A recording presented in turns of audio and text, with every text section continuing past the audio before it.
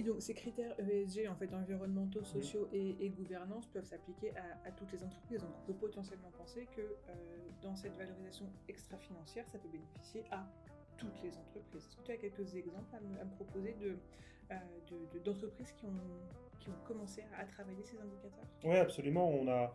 Je peux donner quelques exemples précis de clients adhérents qu'on a accompagnés. Le premier qui me vient en tête, c'est une entreprise du BTP, où le dirigeant était globalement convaincu par cette trajectoire de performance globale, et il avait du mal à convaincre son responsable achat, qui lui continuait à ne pas regarder la provenance des matériaux, et il a fait appel à nous. Et nous, ce qu'on lui a proposé, c'est finalement de travailler de façon beaucoup plus globale sa raison d'être. La raison d'être, c'est quoi? C'est quand une entreprise a une raison d'être, c'est dire aux autres à quoi on sert. C'est très courant dans les grosses entreprises, dans les grands groupes, beaucoup moins dans les PME et les TPE. Et nous, tout l'enjeu, en fait, c'est qu'on ne peut pas définir une raison d'être sans embarquer l'ensemble des collaborateurs. Donc, ce qu'on a fait avec cette entreprise-là, on a réuni l'ensemble des collaborateurs, forcément le patron, forcément son adjoint responsable des achats, pour travailler cette raison d'être. Et au final, on a eu cette convergence, y compris de la part de ce responsable d'achat, où ils se sont retrouvés sur les 3 aspects dont j'ai cité, les 3 leviers économiques, parce que grâce finalement à leur travail et leur réflexion, et au fait qu'ils soient convaincus tous, factuellement ils remportent plus d'appels de marché.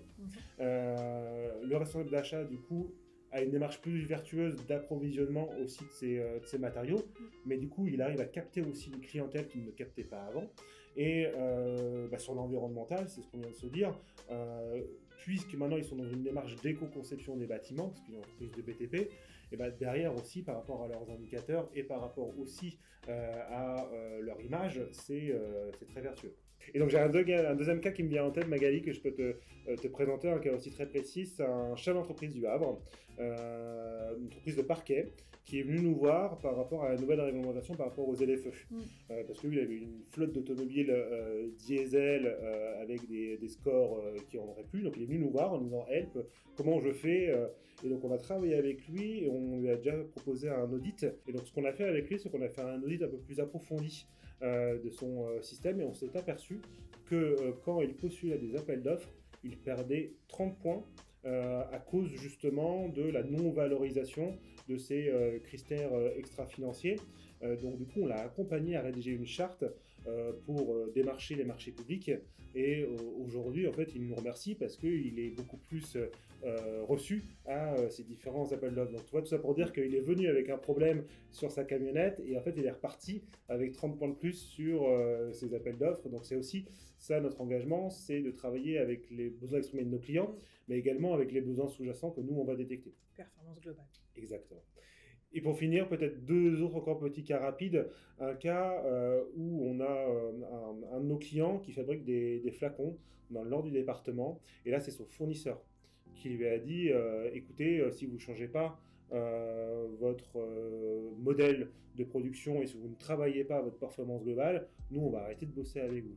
Sauf que là, c'est un fournisseur clé, un partenaire clé, et que la pression était énorme. Donc on a travaillé avec lui pour retravailler justement le cahier des charges et les différents process pour qu'aujourd'hui il puisse pérenniser l'activité avec son fournisseur. Et peut-être un dernier cas, une PME qui est venue nous voir un peu déboussolée, qui ressortait de chez son banquier, qui nous disait écoutez, je suis totalement perdu parce que j'ai soumis un projet à mon banquier qu'il a plutôt apprécié, mais le banquier me demande 12 indicateurs extra-financiers à adosser sur mon dossier, je ne sais pas du tout comment m'y prendre. Et donc c'est là où aussi nos experts ont pu l'accompagner justement à bien mettre dans son dossier de financement l'ensemble des 12 critères, formaliser le cahier des charges, et je crois savoir qu'il a eu son travail, donc tout va bien. À court et moyen terme, quel va être l'enjeu pour l'entreprise, et peut-être à long terme aussi? Les enjeux, en fait, on les voit dès maintenant. On les voit dès maintenant parce que j'ai parlé des prix de l'énergie tout à l'heure. Oui. Pour un boulanger, on en accompagne beaucoup. Quand il voit le prix de l'énergie grimper comme il a grimpé ces dernières années, aujourd'hui, il n'y a plus beaucoup de boulangers qui utilisent des fours à bois. Il y a beaucoup de fours électriques, et donc ça, c'est une dépense qui est considérable. Donc ça, c'est du concret, c'est aujourd'hui. Sur les aspects sociétaux, on voit qu'aujourd'hui, attirer des talents dans l'entreprise, c'est quelque chose qui est de plus en plus difficile. Et on est aussi culturellement et dans un contexte où, et on le voit aujourd'hui dans l'entreprise, que le rapport de force finalement entre l'entreprise et les candidats pour intégrer l'entreprise s'inverse. C'est-à-dire qu'il y a quelques années, quelques décennies, quand vous mettiez une offre d'emploi, vous pouviez avoir 10 profils, 15 profils. Aujourd'hui, c'est difficile d'attirer des talents, d'attirer des profils. Et donc, en fait, on est plutôt dans une démarche où le chef d'entreprise doit vendre son entreprise au candidat et presque le candidat n'a plus à se vendre pour aller dans l'entreprise. Donc ça, c'est quelque chose que vivent la plupart des chefs d'entreprise aujourd'hui. Donc voilà, tout ça pour dire que ces notions-là d'extra-financier, de performance économique et de performance sociale, de performance environnementale, c'est du concret aujourd'hui. Et c'est pour ça, une fois de plus, qu'on veut dire aux dirigeants, n'attendez pas la réglementation, n'attendez pas la CSRD et des mesures entre guillemets contraignantes pour vous lancer sur ces sujets et pour vous aider. Après, il y a quelque chose aussi que je voudrais partager, c'est que quand on est chef d'entreprise aujourd'hui, évidemment aujourd'hui on active déjà tous ces leviers-là.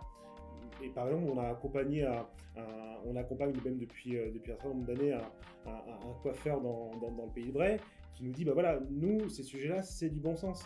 Et en fait, bon, vous m'avez dit, vous, Serre France, que c'était la performance globale et de la RSE, ça, j'en savais rien, mais pour moi, ça me paraissait logique en tant que coiffeur d'essayer de faire attention à l'eau, de faire en sorte de fidéliser mes collaborateurs. Donc ça, en fait, voilà, il n'y a rien de nouveau sous le soleil. Mais pourquoi faire ça, en fait, c'est aussi pour les factualiser et pour communiquer aussi derrière et aussi pour améliorer nos pratiques pour derrière avoir une fois plus beaucoup plus de performance sur ces trois sujets-là. C'est vrai qu'on parle on a parlé de gestion avec l'énergie ou du moins gestion des coûts et contrainte des coûts, de marque employeur, de performance. Est-ce que ça se valorise aussi pendant une session d'entreprise? C'est-à-dire? Quand tu vas vendre ton entreprise, comment tu valorises comment est-ce que la valorisation extra-financière peut intervenir pour faciliter une vente, par exemple, ou augmenter le prix de vente? En fait, je l'ai dit tout à l'heure, une entreprise aujourd'hui ne peut de moins en moins et ne pourra plus travailler avec des parties prenantes, travailler avec des donneurs d'ordre, si entre guillemets elle ne montre pas patte blanche sur ces sujets-là. Je t'ai donné l'exemple du banquier tout à l'heure.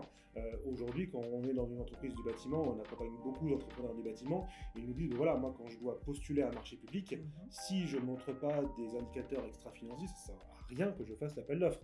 Je sais que je vais être, ce qu'on a de l'expression, bâché dès le début. Mais pour céder une entreprise, c'est la même logique. C'est-à-dire que moi, aujourd'hui, je vais acheter une entreprise. Si jamais je ne vois pas d'indicateurs extra-financiers au-delà de la performance économique, il y a un sujet quand même. Parce qu'on peut avoir une entreprise qui est robuste financièrement, et c'est très bien. Mais si derrière, l'entreprise, aussi robuste soit-elle, elle a un turnover de ses collaborateurs de 30% et elle a une gestion des déchets qui est pas bonne, ou elle n'optimise pas les coûts de l'énergie, au fur et à mesure, c'est une entreprise qui va avoir peu de pérennité. Et quand on achète une entreprise, c'est comme quand on achète n'importe quoi, on veut que ça serve longtemps. Et donc c'est pour ça qu'il y a dans les sessions d'entreprise, valoriser l'extra-financier, c'est extrêmement important parce que ça peut aussi rassurer des potentiels acheteurs. Et ça se prend aussi à l'envers, c'est-à-dire qu'on peut avoir une entreprise qui va avoir une performance économique qui ne va pas être dithyrambique, mais qui, de par les indicateurs extra-financiers, on va pouvoir voir qu'elle a investi sur ces différents leviers et qu'elle est prête finalement à se développer dans les décennies qui arrivent. Et ça peut être rassurant aussi pour un acheteur. Ok. Comment est-ce que Serre France et les professions du chiffre se préparent au virage, se préparent à ce virage de la valorisation extra-financière des entreprises? C'est votre travail de nous accompagner, donc comment vous faites pour être prêt? Absolument. Alors, déjà, on est, tu l'as dit, Serre France et Normandie, c'est un cabinet de conseil et d'expertise comptable. Et donc, on est accompagné aussi par l'Ordre des experts comptables. Et tu pourras regarder l'interview de la présidente de l'Ordre des experts comptables qui appelle justement la profession à se mettre en mouvement sur ces sujets-là pour toutes les raisons que j'ai évoquées avant. Chez Serre France et Normandie, comme avec nos clients, finalement, on essaie d'être le plus possible en avance de phase pour qu'on puisse prendre le plus de temps possible pour accompagner nos collaborateurs. Aujourd'hui, on a un enjeu, c'est qu'on a dans l'entreprise des comptables qui nous sont fidèles depuis des décennies, certaines même depuis quasiment 40 ans, qui ont toujours travaillé sur du levier purement économique. Moi-même, j'ai fait des études de comptabilité. On m'a appris à faire un bilan et un compte de résultats purement financier. On m'a pas appris à gérer de l'extra-financier. Et donc, on les accompagne dès maintenant justement à présenter, à travailler ces indicateurs extra-financiers. Finalement, l'enjeu, au-delà du chiffre, c'est surtout la discussion avec le client. C'est ça qui est très très important pour nous, c'est d'entamer l'échange avec lui et justement de plus de savoir comment il se positionne par rapport à ces différents leviers. Et derrière nous, on est en proposition de chiffres. Donc voilà, on sait que la profession est en train d'évoluer, on sait que les métiers vont évoluer, notamment sur le plan de vue digital. Là, on parle des extra-financiers, de la performance globale. On ne parle pas de l'IA, on ne parle pas de la facture électronique, mais notre profession va être bousculée justement par tous ces leviers-là. Et donc en fait, nous, l'enjeu, c'est de dire que plus on prend en amont ces sujets-là, mieux ça se passe. Donc du coup, concrètement, avec nos collaborateurs, ce qu'on fait, donc ça forcément dit, on est une trentaine d'agences et on a 4 agences pilotes qui justement, en avance de phase de l'ensemble des autres agences, travaillent ces sujets-là. Travaille à comment je modélise ces indicateurs extra-financiers, comment j'en discute avec les clients, comment moi, comme collaborateur, je me sens par rapport à ça. Et là, on a toutes les émotions, on a des collaborateurs qui sont très à l'aise, d'autres qui ne le sont pas. Donc comment on les accompagne justement dans la durée, parce qu'on est persuadé que dans quelques années, ce qui aujourd'hui est ce que j'appelle l'avance de phase, sera la norme demain. Et donc voilà, donc on travaille avec nos comptables, nos conseillers à faire évoluer la posture pour justement travailler avec nos clients sur ces sujets-là. Et si on pousse encore un petit peu les actions plus loin, si on va encore plus en avance de phase et qu'on prend un coup d'avance, l'étape suivante, ça va être quoi selon toi? L'étape suivante, on est extrêmement attentif à quelque chose qui n'est pas nouveau, qui a été théorisé dans les années 90, qui s'appelle la comptabilité triple capital. La comptabilité triple capital, c'est quoi? C'est un peu en lien avec tout ce que je viens de dire, qu'aujourd'hui, quand on présente un bilan d'une entreprise, c'est un petit peu antinomique par rapport à ce que représente l'entreprise. Aujourd'hui, le bilan d'entreprise, c'est un bilan financier. C'est le patrimoine de l'entreprise à un instant T. Et je vais donner un exemple qui va, j'espère, te parler, c'est qu'aujourd'hui, dans un compte de résultats, nos collaborateurs, ce sont des charges. On parle de charges de personnel. Demain, avec la comptabilité triple capital, ce n'est pas seulement une charge, c'est aussi un actif. Et donc, l'idée de la comptabilité triple capital, c'est justement d'exposer un bilan qui va au-delà du financier. Donc, un bilan financier avec un bilan social-sociétal et un bilan environnemental. Et dans chacune, finalement, de ces catégories-là, on va retrouver un actif et un passif. Si je te donne quelques exemples qui sont concrets, par exemple, un actif social, ça sera ce que je dépense en formation pour faire évoluer mes collaborateurs. Ça pourrait être, par exemple, est-ce que mes collaborateurs font du mécénat de compétences sur le territoire? Ça peut être également la fidélisation et l'engagement de mes collaborateurs. Donc ça, ce sont des actifs sociaux. Et par différence, on peut avoir des passifs sociaux.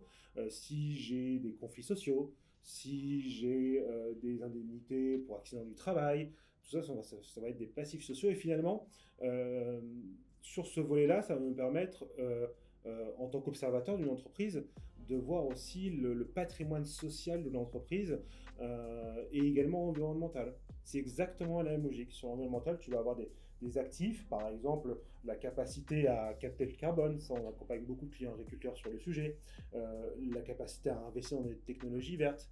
Et en contrepartie, tu vas avoir un passif environnemental. Finalement, c'est ce que tu fais coûter, entre guillemets, à la planète. C'est tes émissions de gaz à effet de serre, c'est comment tu gères tes déchets. Et donc, finalement, présenter, et ceux qui théorisent la comptabilité triple capital, leur principal argument, c'est de dire que c'est une vision beaucoup plus représentative et fidèle de la valeur de l'entreprise au-delà du financier. Et donc ça, nous, c'est des notions qui nous intéressent beaucoup.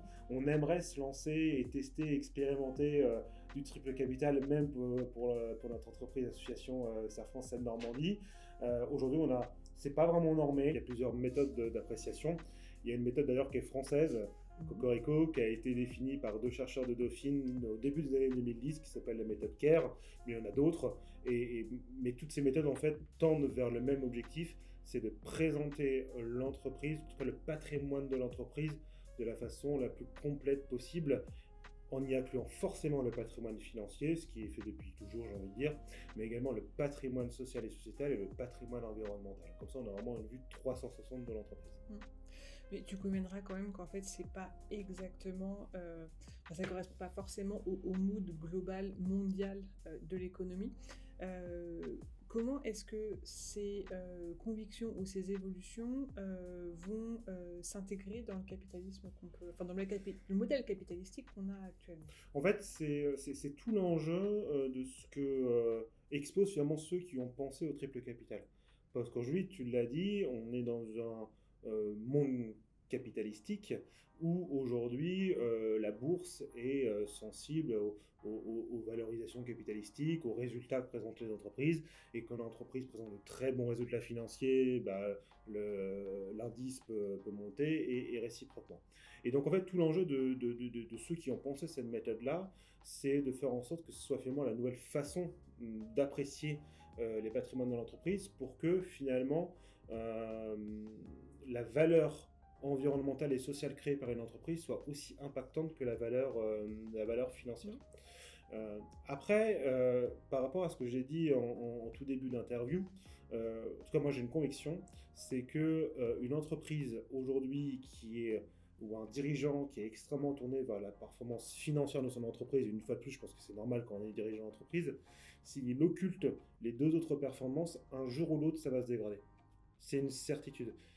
Et une fois de plus, on l'a vu avec les prix de l'énergie, je prends encore cet exemple-là, mais il y en aurait d'autres, avec le prix de l'énergie là, toutes les entreprises en fait qui, en avance de phase, il y a 10 ans, ont commencé à s'intéresser à des apports énergétiques modulaires différents, qui ont commencé à travailler s'ils avaient des bâtiments sur du solaire.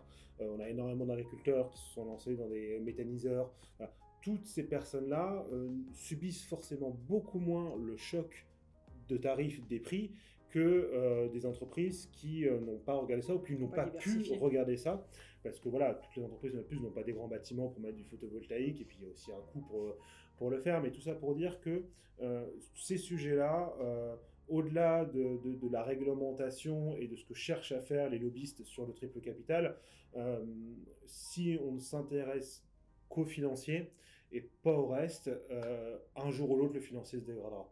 En fonction des secteurs, en fonction des tailles, en fonction des localités, peut-être même en fonction des pays. Mais ça, en tout cas, c'est une conviction que j'ai. Mais après, je vais te le redire, quand on est dirigeant d'entreprise, on a du bon sens et on regarde forcément l'ensemble de ces leviers-là. Je ne peux pas imaginer un dirigeant d'entreprise qui emploie de la manœuvre qui peut se satisfaire que ses collaborateurs soient malheureux au travail. Évidemment qu'un dirigeant, il veut que ses collaborateurs soient contents, etc. Donc en fait, ce sont des choses, une fois de plus, qu'il regarde déjà, j'en suis convaincu, et tout l'enjeu en fait de ces méthodes-là, c'est de les quantifier, de les qualifier pour les développer et les améliorer. Et donc ces évolutions, justement, qu'est-ce que ça va dire de notre société? Il y a de l'espoir alors? Il y a toujours de l'espoir. Oh, tu sais, tu commences à me connaître, moi je suis un éternel optimiste. Je pense que quand on est dirigeant d'entreprise, en tout cas, une fois plus, on accompagne 12 000 entreprises. C'est pas rien. La moitié d'agriculteurs et la moitié d'artisans, de commerçants. Tous les jours, avec les équipes, on travaille avec eux. Notre job, c'est de les accompagner, à faire en sorte qu'ils réussissent leur projet dans la durée. Et justement, qu'ils pilotent leur entreprise avec ce prisme de la performance globale. Et dit autrement, en fait, à quoi on sert? On sert à faire en sorte que les entreprises qu'on accompagne soient encore là demain. C'est une question de pérennité. Et donc nous, au quotidien, l'ensemble de nos 650 collaborateurs, on est en lien avec l'ensemble des dirigeants et on échange sur ces questions-là. Donc comme je le disais tout à l'heure, il y a des niveaux de maturité qui sont différents parce que les secteurs sont différents chez nos dirigeants qu'on accompagne, également chez nos collaborateurs. Mais l'enjeu, c'est de poser ces questions-là et de valoriser ce qui est déjà fait. Et après de travailler avec eux justement sur des plans d'action et sur du développement. Parce qu'une fois de plus, on est là pour faire en sorte qu'ils soient encore là demain. Tout à fait. Je crois que c'est une belle conclusion. Je te remercie. Merci beaucoup d'avoir passé ces 40 minutes avec nous. C'était un plaisir. Et vous en savez plus sur la valorisation extra-financière des entreprises et j'ai envie de dire à vous à vous de vous emparer de ces nouveaux indicateurs pour assurer la pérennité de votre entreprise.